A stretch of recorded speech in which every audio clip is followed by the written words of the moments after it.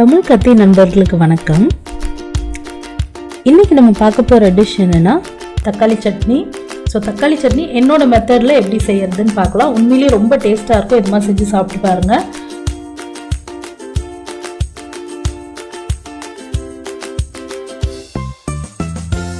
எடுத்துக்கோங்க. அதில் ஒரு 1.5 டேபிள் ஸ்பூன் அளவுக்கு எண்ணெய் விட்டுக்கோங்க. எண்ணெய் காஞ்ச உடனே ஒரு 1/2 டேபிள் ஸ்பூன் கடுகு போட்டுக்கோங்க.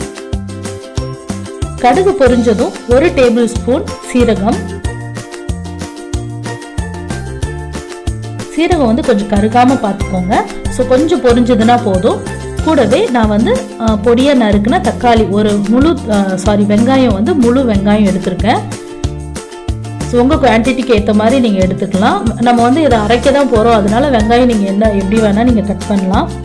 ஸோ இது வந்து நல்ல பெரிய சைஸ் வெங்காயம் 1 எடுத்திருக்கேன். நீங்கள் வந்து மீடியம் சைஸாக இருந்தால் 2 எடுத்துக்கோங்க. இது கூடவே 3 பல்லு பூண்டு, கொஞ்சம் பெரிய சைஸ் பூண்டு 3 பல்லு நான் ஆட் பண்ணிக்குவேன். சின்னதாக இருந்ததுன்னா ஒரு 6லேருந்து 7 கூட ஆட் பண்ணிக்கோங்க. பூண்டு போட்டிங்கன்னா ரொம்ப நல்லாயிருக்கும். ஸோ இது கூடவே பார்த்தீங்கன்னா நல்லா 1 கப் அளவுக்கு தக்காளி ஆட் பண்ணியிருக்கேன். இது எப்படின்னா உங்களுக்கு ஒரு ஃபுல் சைஸ் வெங்காயம் எடுத்திங்கன்னா மீடியம் சைஸ் தக்காளி 3 எடுத்துக்கோங்க. ஸோ ஈக்குவல் ரேஷியோ நல்லாயிருக்கும். இது பார்த்தீங்கன்னா 4 வரமிளகா 2 பச்சை மிளகாய் எடுத்திருக்கேன். ஏன்னா தக்காளியில் புளிப்பு தன்மை இருக்குங்கிறதுனால நீங்கள் கொஞ்சம் மிளகா அதிகமாகவே போடலாம். நான் இன்னும் கூட மிளகா போடுவேன், பட் பாப்பா சாப்பிட்ணுங்கிறதுக்காண்டி நான் கொஞ்சம் கம்மி பண்ணியிருக்கேன். இது வந்து உங்களுக்கு 1 கப் அளவுக்கு கோகனட் நம்ம சின்னதாக கட் பண்ண தேங்காய் போட்டிருக்கேன்.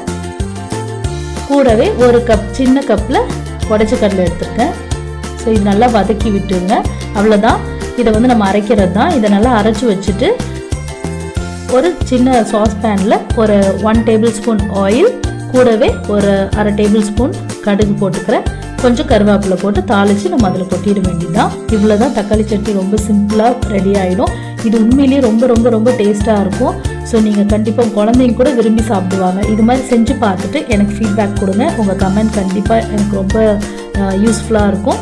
ஸோ இது வரைக்கும் என்னோடய சேனல் நீங்கள் சப்ஸ்கிரைப் பண்ணாமல் இருந்தாலும் மறக்காமல் சப்ஸ்கிரைப் பண்ணுங்கள். பக்கத்தில் இருக்க பெல் பட்டனும் மறக்காமல் கிளிக் பண்ணுங்கள். ஸோ தட் நான் போடுற எல்லா வீடியோஸையும் நீங்கள் பார்க்கலாம். இதே போல் இன்னொரு வீடியோவில் உங்களை வந்து நான் பார்க்குறேன். அன்டில் தென் பாய்.